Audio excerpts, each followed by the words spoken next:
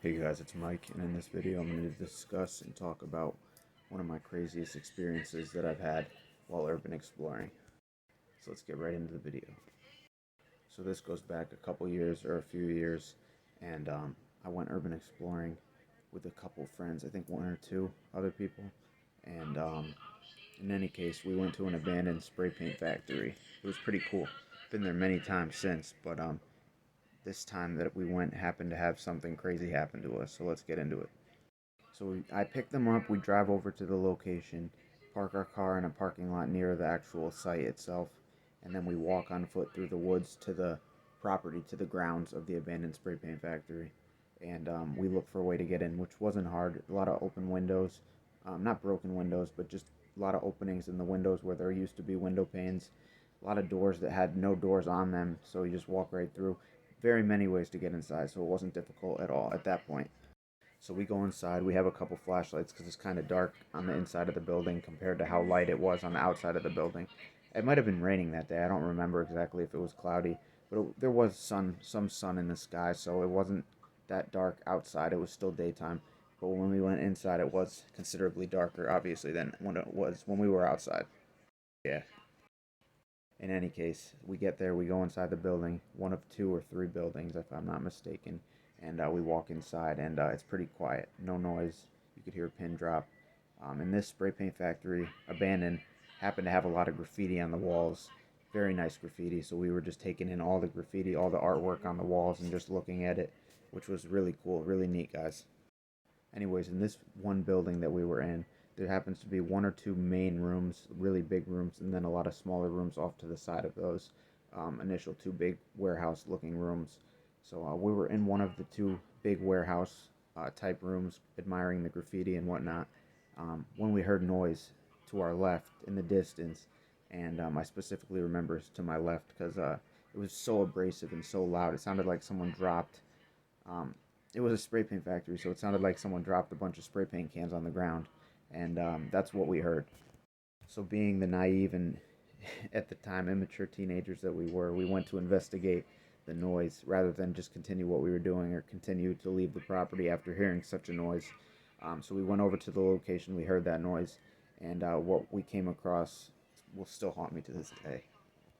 On our way to that area that we heard the noise, there was actually a homeless man in one of the main warehouse rooms, and I had a banana on me, so I was like, "Are you hungry, man?" He's like, "Yeah, I'm very hungry." So I offered him my banana. He took it. He ate it, and yeah, it was a nice gesture. Literally, it was crazy though because we walked away from him, and then 30 seconds later, we looked back, and he was already gone. I don't know where he went, but he's not really involved in the scary or the main part of the story, which I'm about to get to right now. So we finally get to the area where we heard that noise, and we're looking around the room, one of the smaller rooms off the main warehouse rooms, and all we see is a giant staircase scaffolding type thing that goes up to the second floor of that room or that part of the building.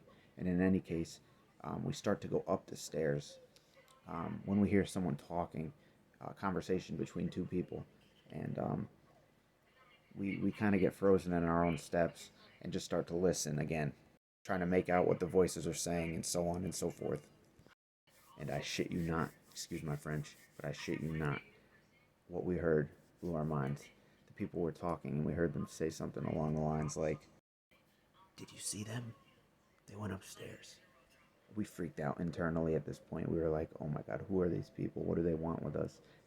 How do they know we're here?" Because we didn't even run into them then at that point. So it was kind of crazy how they already knew we were in the same vicinity as them. We didn't see them, but they saw us or heard us. Maybe, I'm not sure which. Anyways, we start to walk back down the staircase because we were like, we're gonna get out of here and try to avoid these people altogether and try to go back out the entrance that we came in, utilize that as an exit, and get back to our car and head out and bounce. On our way down the stairs, though, the two other voices that we heard became two other people, and the two people walked into the room that we were coming down the stairs in, and we became face to face for the most part. There were two scruffy looking men, and probably middle aged, had huge beards and bandanas on both of their heads, and they were just dead eyes staring at us, and we didn't know how to react. We didn't know what to do. All we did was say, what's up, guys? We're just here exploring, trying to take in the abandoned location, all that, and one of my friends was like, "What are you guys doing here?" And they said instantly, "None of your business. Mind your business." And I was like, "Yo, just relax." Well, he just asked you a simple question, and what happened next really it still gets to me to this day. The guy seemed to get offended that my boy said what he said, and he pulled out a switchblade, bam, and he pointed it at us. And yeah, that was very, very nuts. We all take a step back, and it felt like everything was moving. Time was just slowed down. It felt like everything was just slow paced. And I was like, "Guy, relax, man. Relax, guy. Relax, buddy. Please. We don't want any trouble. We're just going to be leaving. We're going to be on our way. We didn't mean to disturb y'all." And at that point, the guy that didn't have the switchblade in his hand said, "You're not going anywhere until we say you can go somewhere." What did he say? He said, "Until we say so." So I was like, "Gulp. That's a dub." One of two of my other friends said, "How are you going to tell us we can't leave?" He was being pretty bold, pretty ballsy, considering the guy had a knife pulled on us. Um, but in any case, yeah. So from there, this is what happened. In any case, lost my train of thought for a brief second, but back on track here. At that point, one of the guys, the guy with the knife, said, "Empty your pockets, run your pockets, basically. Give me everything you have, and you can be on your way. Just don't say a word, or there will be consequences." He literally said those words. And right when I didn't empty my pockets, my boys instantly went to go for their pockets and see what they had in their pockets to give the gentleman. Gentlemen, I'm not gonna go there. They fucking threatened us. Fuck them. Excuse my French, but yeah, you know what time it is. As they're emptying their pockets, so on and so forth, um, we heard somebody walking into the room behind the men that were threatening us.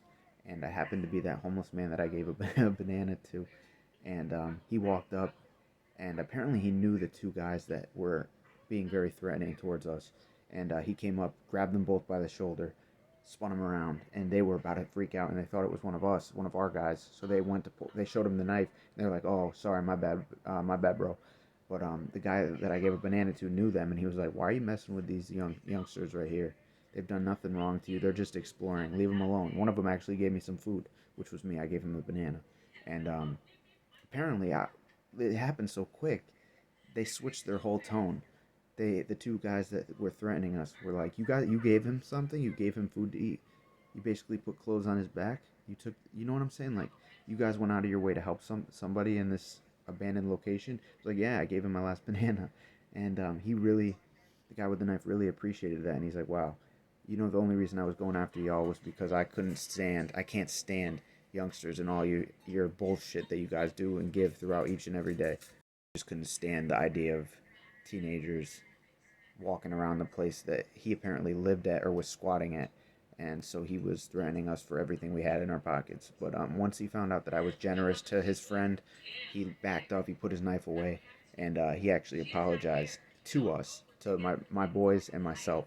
And that was pretty much it. After he apologized, we were like, "Okay, we're gonna get out of here. You guys enjoy the rest of your day." And on the way out, I turned back around before we left the room that all three of those men were now still standing in, and I gave the guy a wink that I gave the banana to, and I was just like, quietly I said thank you, and made a gesture like this, like thank you, thumbs up type deal, and he was just like, "No doubt." He whispered that. You could see him go, "No doubt." So I was like, "All right, we're good, we're safe." And yeah, we left. We went back out the main factory or warehouse building, and we left. We went up the hill and through the woods to my car, and we bounced. And from there, the ride home, all we did was we were quiet. And then when we got home, we kind of reflected on what had just happened to us, and took it all in. And we're just like, we were very lucky that nothing serious went down there from that point on. And we were just thankful for that homeless man that we gave the banana to, because he definitely saved us from having to get into a fist fight and knife brawl with those two other dudes that came up to us and were being aggressive towards us. I'm probably leaving out some key details and key things that happened that day, but it was a while ago, so I can't remember precisely everything, but I'm giving you guys the gist of what I have to offer y'all about the story and so on, so forth. So yeah, that experience still resonates with me to this day, actually. Still have some flashbacks to it, although because of the guy that I gave a banana to and how he came through and saved our asses, per se, um, the story didn't end on a bad note. It actually ended on a good note, and we have a story to tell for the rest of our lives. So word to me, that was something else in itself.